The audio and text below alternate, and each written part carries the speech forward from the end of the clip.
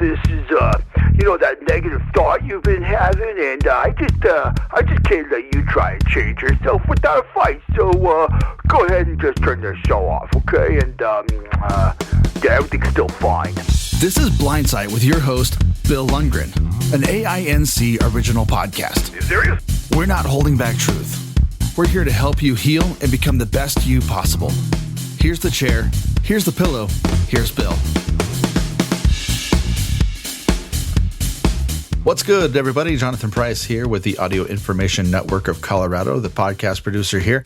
We're so thankful that you are back with us for another episode of Blindsight. We are actually doing week number 2 in our series on stress. If you missed last week's episode, not a huge deal. Just go back and take a listen before you listen to this one. Or you can just continue to listen to this one and enjoy all the stuff that we're talking about. We've got everything from dream therapy to stress relieving to breathing to physical stressors, all of that kind of stuff. So enjoy this episode. If you have any questions, feel free to contact us at aincolorado.org/podcast-guest. And if you have any questions, comments, concerns, you're more than welcome to drop us a line there. All right, we're going to get into part 2 of Stressed. We'll talk soon. There are a number of meditations that are available. Mindspace is one is an app that I'm thinking of. Last I heard, I think the first 8 sessions of meditation are free. And then after that, I think there's a small monthly fee. But you find a meditation program that works for you, then you can listen to the narrator take you on a meditative journey. Again, that's helped to relax you, and then enables you to go out and do what you need to do. But Correct. You owe it to yourself to be able to draw on such techniques in order to bring to yourself the energy that it takes to do whatever stressful situation you're dealing with. Yeah. Now, there's some other things that I want to remind people about. One, I mentioned coffee, and, coffee really a little bit goes a long way. And but in mentioning coffee, I have to mention that I'm not a nutritionist, so I can't advise, but there are foods which tend to produce more stress in the body than others. And you can talk to your doctor or talk to, people. And even for yourself to pay attention to what foods may be adding to your stress. Look at your routine. Yes. Because big time routine. Yeah. The thing is, for example, for sleep is one of the ways that we can pay attention to the amount of stress we're putting ourselves in. If we have trouble sleeping, we need to look at our routine for pre-sleep. Yes. And I know I'm guilty of this. I'm at the computer. Me it's too. Getting late. Give me a few more minutes. I'll finish this and I can go to bed. Well, by the time I go to bed, my eyes, even though I can't see the screen, I'm listening to it. But we're getting the stress and the activity of the computer or the smartphone that is stimulating us and making it difficult for us to take in the melatonin, which we need to induce sleep. Yep. And consequently, and I do this. I'm a great believer in do as I say, not as I do. What I do is, even though intellectually I know I shouldn't, the old word should, I need to stop at a certain time and I need to go to do some reading or something like that, something that calms me down. And right now I'm reading the Victor Hugo Les Miserables, and that certainly is doing. I love that. Yeah, it's a long book, though. Yep. And but it settles me down to go to sleep, and it gets me away from the computer. It happens to be on this, on the smartphone. I've got BARD, which is the Library of Congress program, which allows me to have books on my smartphone, and I have to turn it away from me so I don't have the flicker of the blue light. Yes. But the point is, listening to somebody narrate a story puts me in a state where I can relax. But working up until the last minute, it does not do that. Right. Any kind of activity. Some people exercise before they go to bed. You can't. You've got to have don't do that. Time between the time you finish an exercise program and the time you go to bed, because it takes that long to relax you.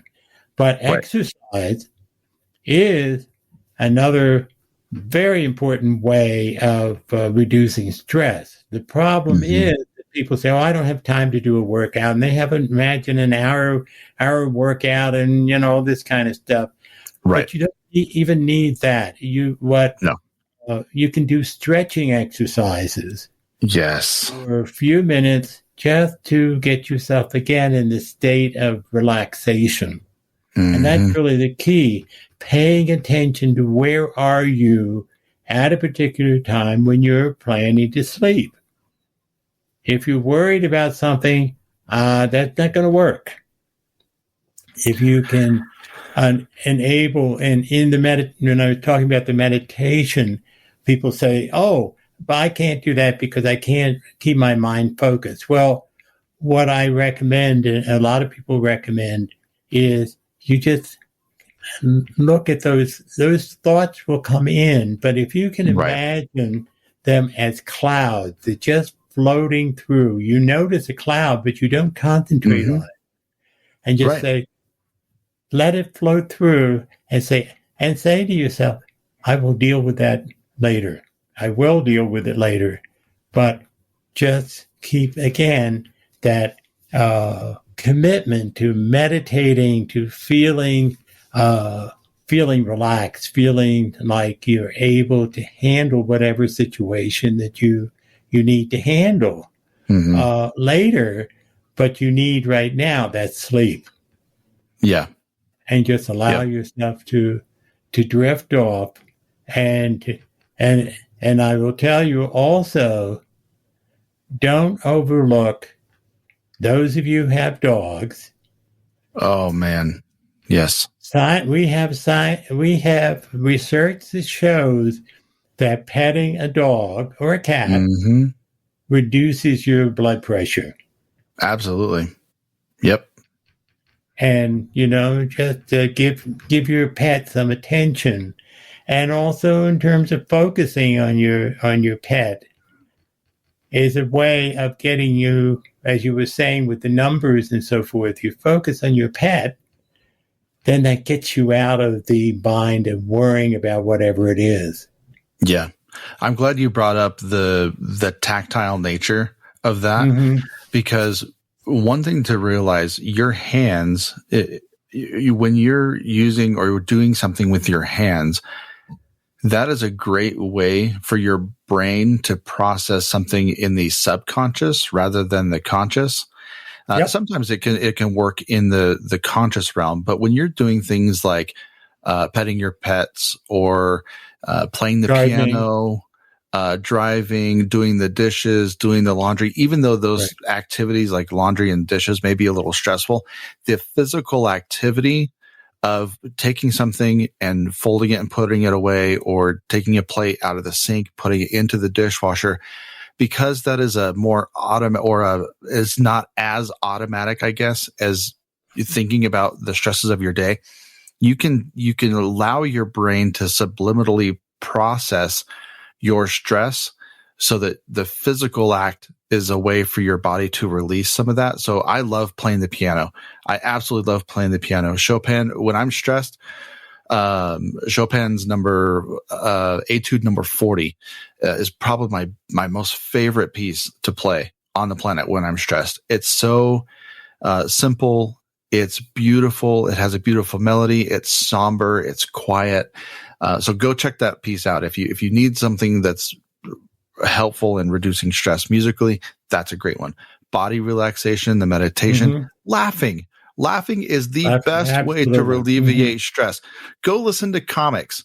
I mean, if you can find some comics that you can listen to, if you've got kids that your kids are around, laugh with your kids. Not only will that benefit your kids, it'll benefit you, and it'll benefit the relationship that you have with your kids. So now you're all not stressed. You're all laughing, and now you have inside jokes to use for a rainy day. Laughing is one of the best ways to fight stress, period. Well, there's another thing that I don't think I haven't seen it in the research books, but I find that particularly when I have a problem that I'm trying to solve, I have found that, I figure, I don't know how to do with it. And I get a shower. And I'm, in the shower, I'm focusing on, soaping up and so forth. And all of a sudden the answer comes to me. Yes. I said, where the hell did that come from? Yep.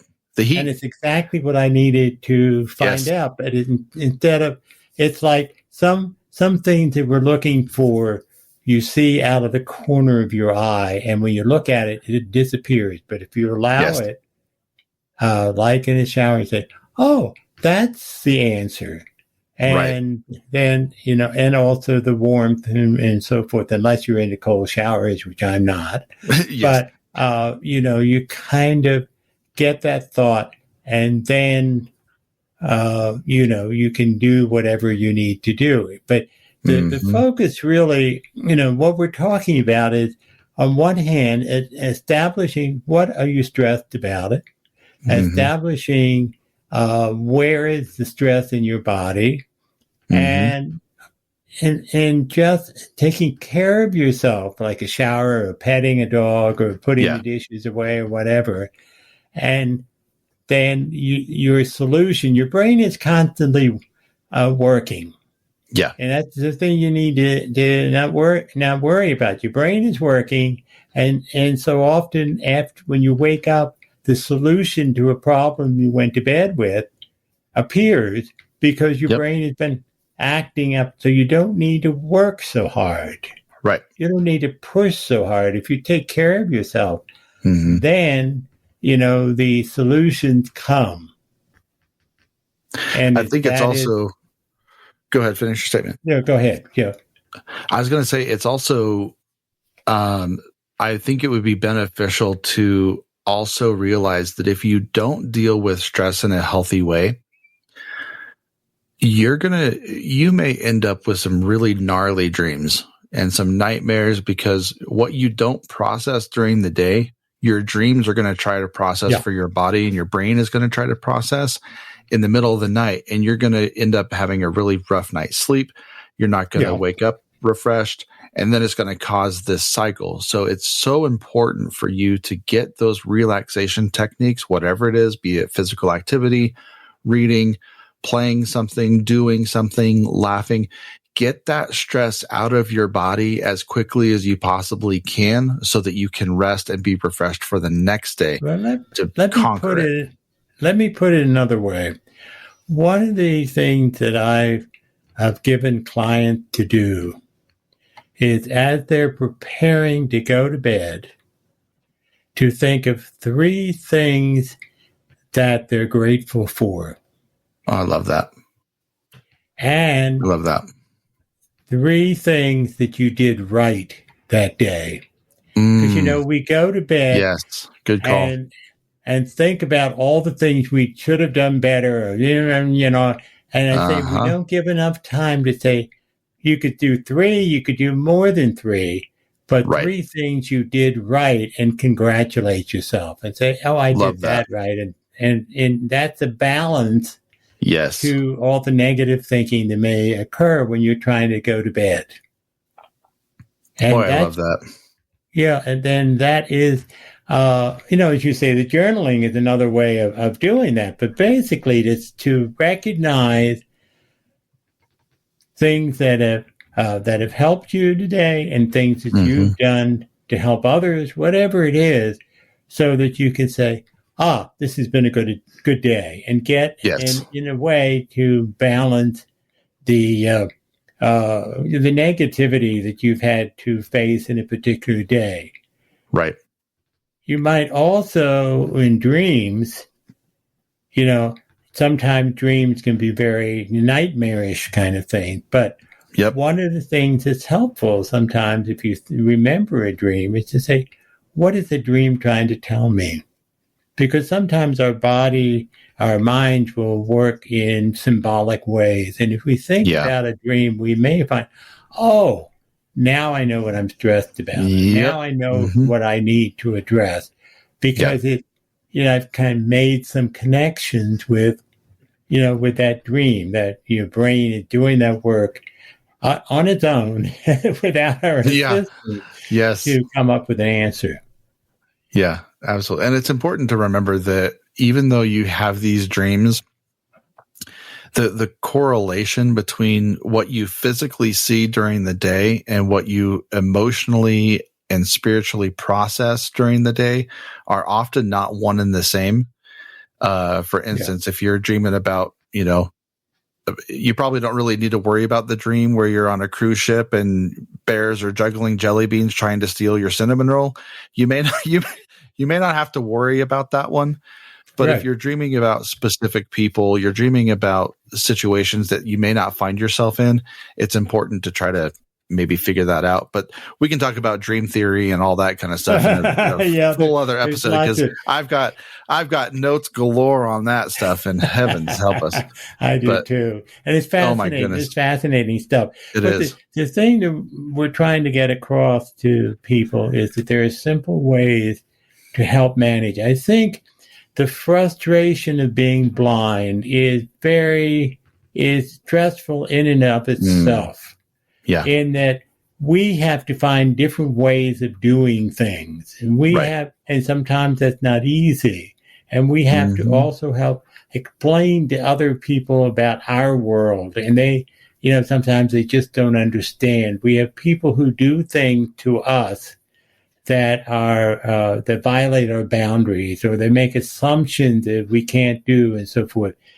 All of those are stressful things, and we have to, I think in that case, be kind to ourselves and understand, this is what life is like as a blind person, and we are capable of doing it, and that other people don't. Unfortunately, other people don't understand that we may have to spend some time educating, and that's part of our job.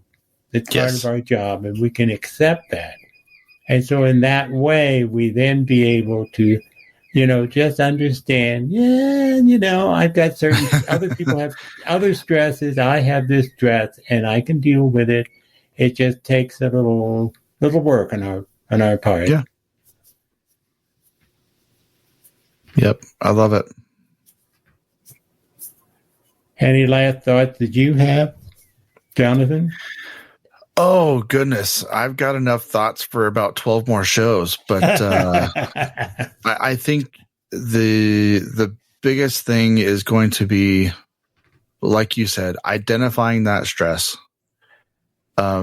Even to the point of asking, is this something worth being stressed about? Can help, at least with the initial, like, okay, my grocery bag broke on the way to the car. Is that something I need to stress about, or is that just an inconvenience that happened? Being able, and all of this, guys, all of this is so much easier to say in a calm environment. Right. But when you are in the throes of a stressful situation, it is so hard to take a step back and to say, you know what, I think I should be stressed about this situation, or it's not that black and white, and it's something that you have to train. And so you give yourself a little bit of grace. Just take some time to say, okay, back away from the situation if you can, and process a little bit, and it takes so much time. It takes so much effort. It takes so much energy. It could even stress you out to try to figure out why you're stressed. Right. So Yeah. give yourself, please, give yourself that grace. Give yourself that love to be able to come into your own self and to be able to be with those emotions and be with that stress and say, okay, I'm going to process this. I'm going to do it in an effective way. I'm not going to take it out on other people. I'm going to deal with it and process it. And then I'm going to move on. I'm going to go enjoy time with my family, because you know what you don't get another one of in this world? A life. You got one. It's so, stress is a robber. It is an absolute grave robber, and it will steal and kill and destroy everything in your life if you allow it to take hold. And I think stress is, can be dominated. It can be managed. Absolutely. The thing that I always rely on, I've been grateful working in the field of addiction. That's where I started out. Mm-hmm. When I came across, as what most people in 12-step programs know, the Serenity Prayer, which basically is, God grant me the serenity to accept the things I cannot change, and the courage to change the things I can. Yep. And the part that everybody gets in trouble with is the wisdom to know the difference. Oh, and I think it's the wisdom to know the difference between what we can change and what we can't. And what we can change is us. What we can't change is us. Change somebody else. We can invite them to change, but we can't change them. The situation may be something that we can't change, and so we try to develop the serenity to say, okay, that's the way it is, but pay attention to what we can change and how we can make our lives and the lives of people who are close to us different. Well, and as my dad always said, you can lead a horse to water, but you can't make him drink, but you can salt the oats. So this has been another episode of Blindsight, produced by the Audio Information Network of Colorado, produced by Jonathan Price, and I've been your host, Bill Lundgren. If you have any questions or want us to elaborate on any of the things that we've talked about, or have some ideas you want us to do in future programming, don't hesitate to contact us through the website and let us know what you think. Thank you.